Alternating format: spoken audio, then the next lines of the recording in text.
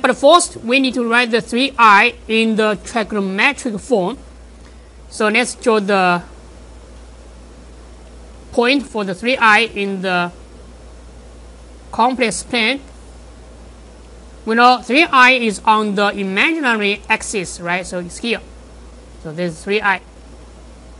And its angle, okay, this argument is the 90 degrees. So in this way, you can rewrite the 3i as the 3. So the modulus is equal to 3. Simple. You take the absolute value, you get the 3. And times the cosine of the 90 degrees plus I times sine of the 90 degrees. And now we can find the square root of the 3i. So by the formula, square root x is equal to the square root of the modulus 3, so that is square root of 3, and times cosine of 90 degrees plus k times 3, 60 degrees, divided by 2, right? The n here for this problem, n here is equal to 2 because we are taking the square root. And plus I times sine of 90 degrees plus k times 3, 60 degrees over 2. Now, k here is equal to 0 and 1. Okay, we can take this to integers to get the 2 square roots of the 3i. So when k is equal to 0, we have the x sub 0. This is the first square root, which is equal to the square root of 3, and times cosine. So 90 degrees divided by 2, you have the 45 degrees. And plus I times sine of the 45 degrees.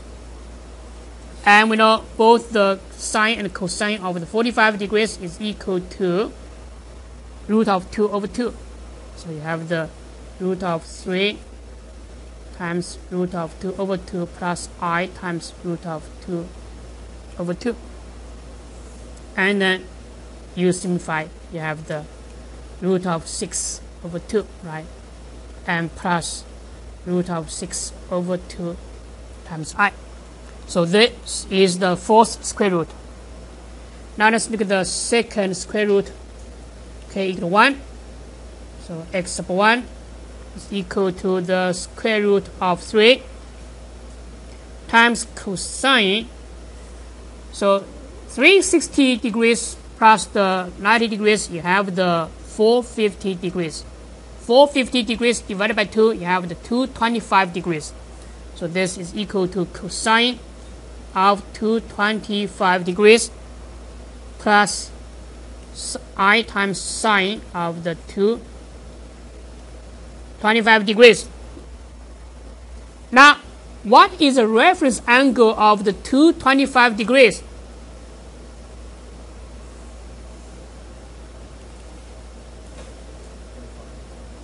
(45), right? You see, 225 degrees is equal to 180 degrees plus 45 degrees. So the reference angle is 45 degrees. And we know this angle actually is in the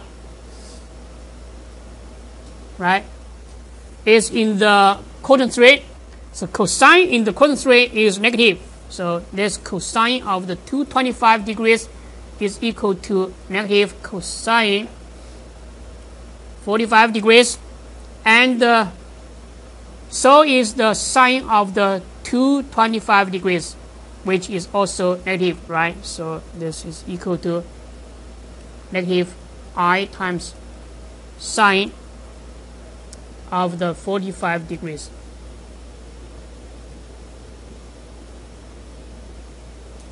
Okay, and then you get square root of times the negative square root. Okay, square root of 3 times negative square root of 2 over 2 minus root of 2 over 2 times I.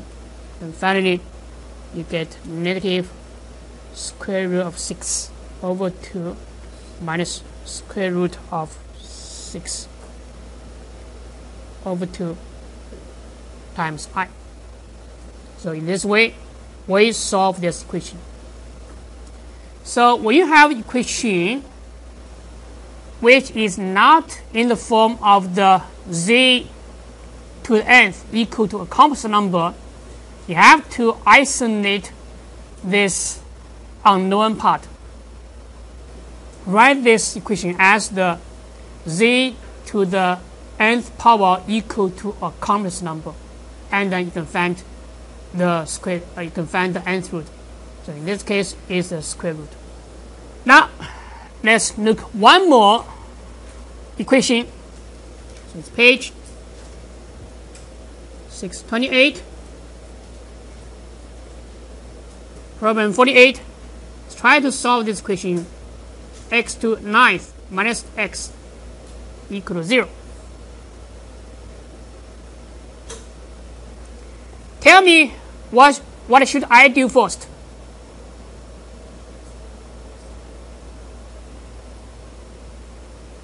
Factor, right?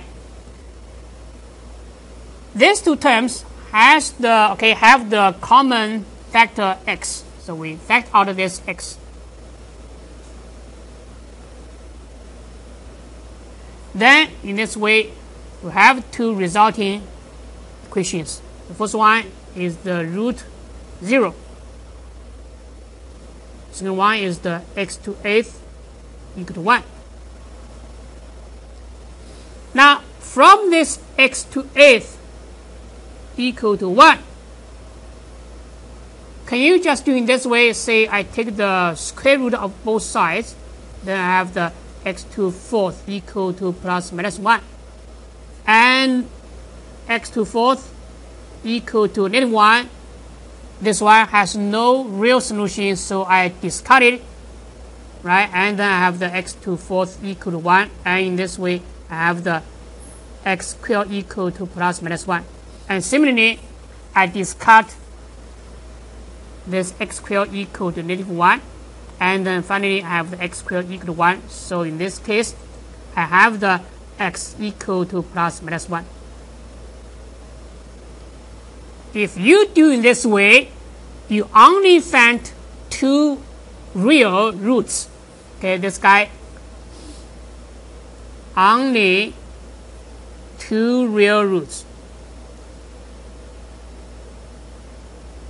You miss all the other 6 complex roots.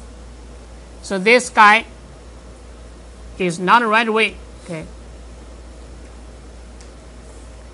The right way is rewrite this one in the trigonometric form, and we know if you plot this one in a complex plane,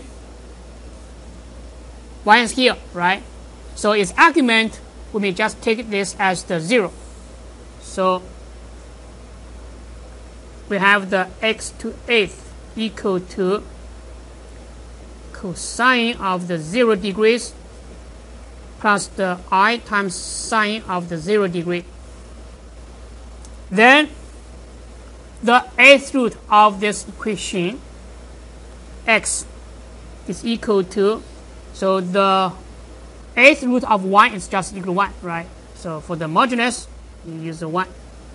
And then you have the cosine of the 0 degree plus k times 360 degrees over 8, because in this case this n is equal to 8, right? And plus I times sine of the 0 degree plus k times 360 degrees divided by 8. And then we let k equal to 0, 1, 2, 2, 8 minus 1, 7. So now let's find all those 8 roots. When k is equal to 0, you have the x sub 0 equal to cosine, okay, z, this k is equal to 0, so k times 360 degrees is equal to 0. So it's a 0 degree over 8, so it's cosine of the 0 degree plus I times sine of 0 degree. And this is just 1. So in this way, you find one real root. Okay.